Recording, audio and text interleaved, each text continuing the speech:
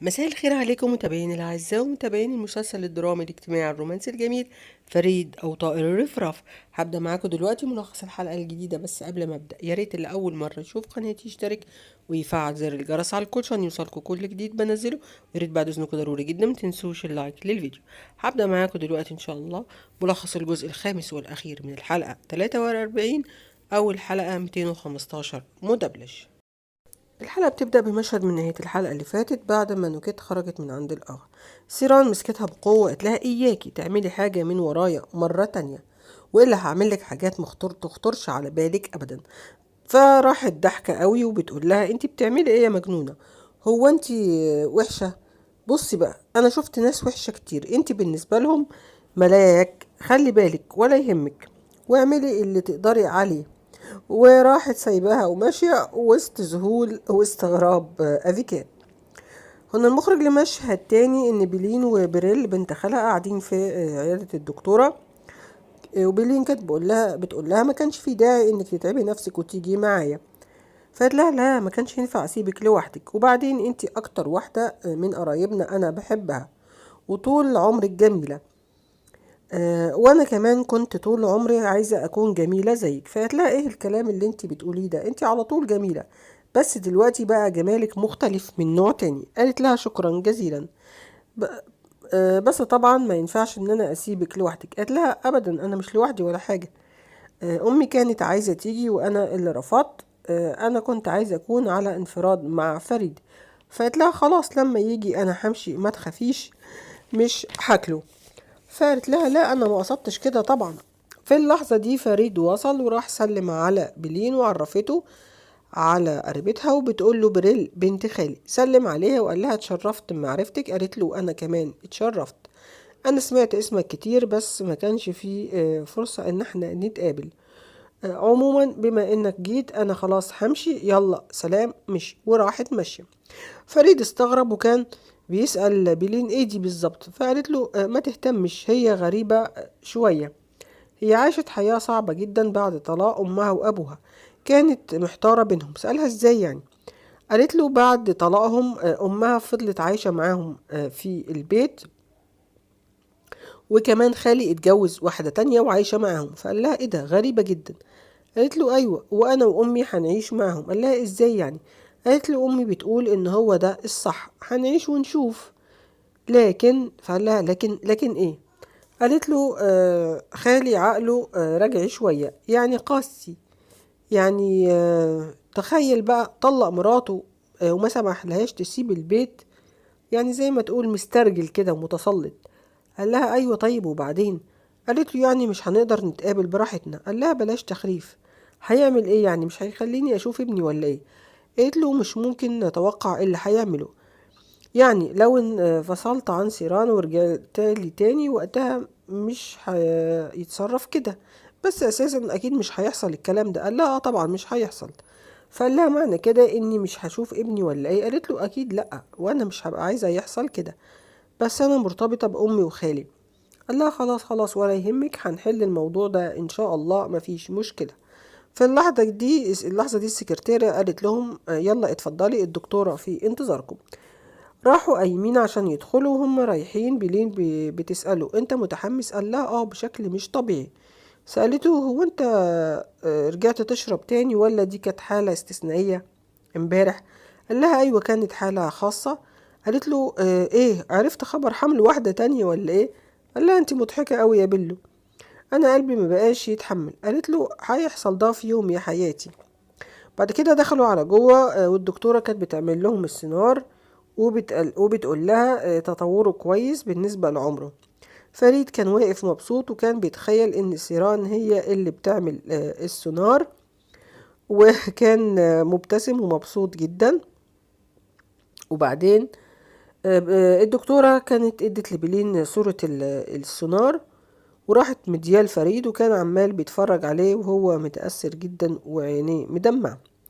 روح لمشهد تاني ان جولجون قاعدة هي وبلين، هي وسيران سوري، وقاعدة بتفتح شنطة مليانة فلوس وبتقول لسلطانة شكرا ليكي انك جيتي. بتقول لها ايوه ليه طلبتوني؟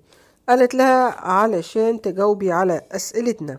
قالت لها انا قلت لكاظم بيه كل حاجة، قالت لها تمام، قولي لنا احنا كمان، انا عارفة انك ما عملتيش كده لوحدك ومفيش داعي تخافي من اي حد، انا وراكي، قولي لنا كل حاجة بكل وضوح. سيران قالت لها ما بقاش عندك اي حاجة عشان تخسريها، بس دلوقتي على الاقل لو قلتي كل حاجة هنا هتضمني مستقبلك، علشان كده لو سمحتي قولي لنا كل اللي تعرفيه. فقالت لهم تمام هقول لكم. سيران بصت لجولجون وبتقول لها شكرا جزيلا ليكي، بس انا هطلب منك طلب اخير، ممكن تسيبيني انا وسلطانة على انفراد؟ فقالت لها باستغراب ليه؟ قالت لها لو سمحتي ارجوكي. قالت لها طب تمام تمام زي ما تحبي، اتصلي بيا لو احتجتي الحاجة، وراحت قايمة. بعد ما مشيت سيران بتسأل سلطانة، بتقول لها انت اتكلمتي مع بابا في ايه الصبح في الأوضة؟ هو مخبي عني حاجة اكيد، يا ريت تقولها لي. نرجع تاني لفريد وبلين وهم خارجين من عيادة الدكتورة، بيقول لها أنا مش مصدق، دي حاجة مختلفة جدا مش كده؟ قالت له أيوة، أنا بحس بكده كل مرة أجي هنا. فسألها هنيجي تاني إمتى، بكرة مثلا؟ قالت له لا لا، الحاجات دي مش بتتعمل كتير كده. فقال لها طب إيه رأيك ممكن نجيب الجهاز ده في البيت عندنا؟ فراحت ضحكة، قال لها أنا اشتقت جدا لضحكتك دي.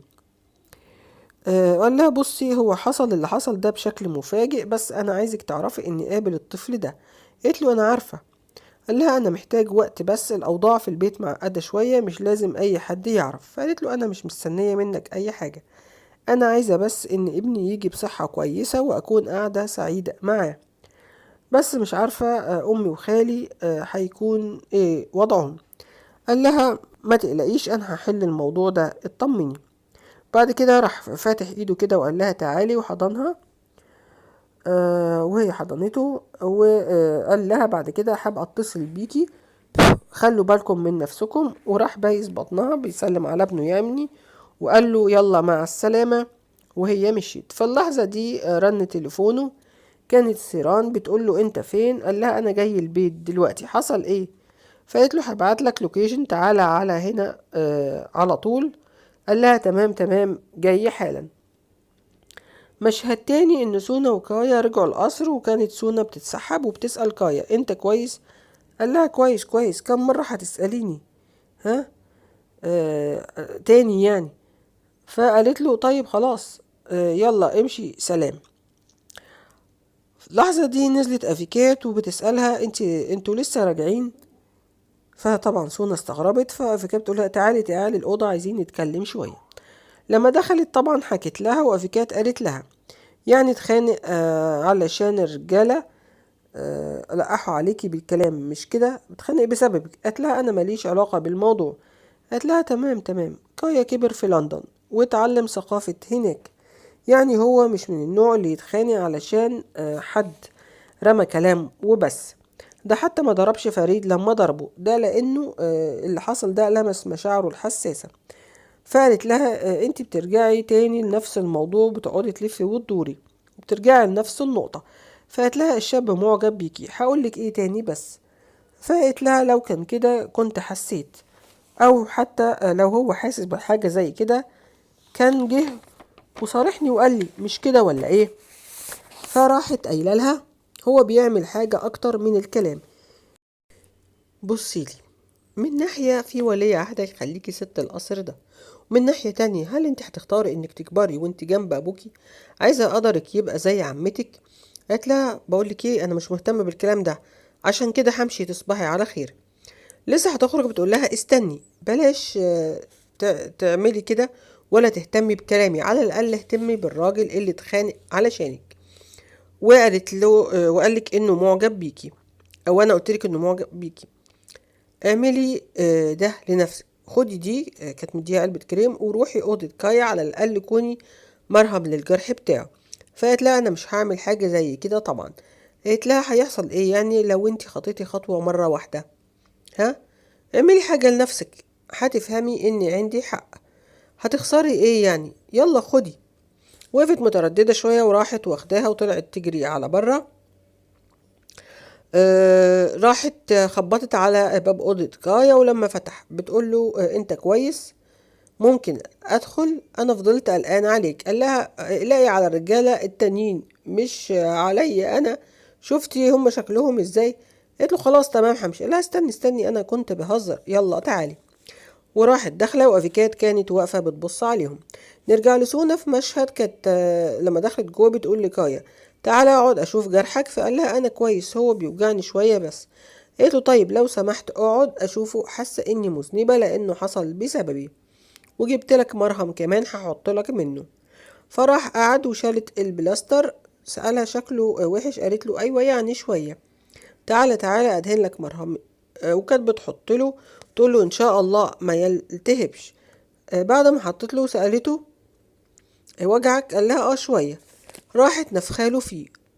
وبعد كده قربوا من بعض، كان هيبوسها وهي كانت مستعدة لكده، فراح باعد عنها. هي طبعا اتوترت وقالت له انا اسفة. وهو قال لها انا اسف. وهي قامت عشان تمشي، قال لها استني لحظة. قالت له انا هديك المرهم، خد حطه على مكان الجرح وان شاء الله هتتحسن. كانت هتمشي تاني برضو منعه وقال لها استني بس ما تمشيش، اقعدي لو سمحتي نتكلم. قال لها ارجوكي ما تفهمنيش غلط. كانت عمالة بتعيط وبيقول لها انتي بنت مميزة جدا، انا خايف ومش عايز اجرحك ابدا، مش كل حاجة شايفة انها حصلت بسرعة، متهيالي انتي كمان مش متأكدة من مشاعرك. فقالت له ايوه هي الحقيقة كده. وصحيح معاك حق، انا ما تربيتش في لندن زيك، ممكن تكون بتبصلي اني ساذجة وما عنديش خبرة ويمكن جبانة كمان، بس انا عشت حياة ما اقدرش اتكلم عنها بسهولة. في اللحظة دي انا مش عارفة بقولك ايه، انا اسفة. وقامت برضو جري عشان تمشي. قال لها ما تقوليش كده وتتكلمي باسمي لو سمحتي.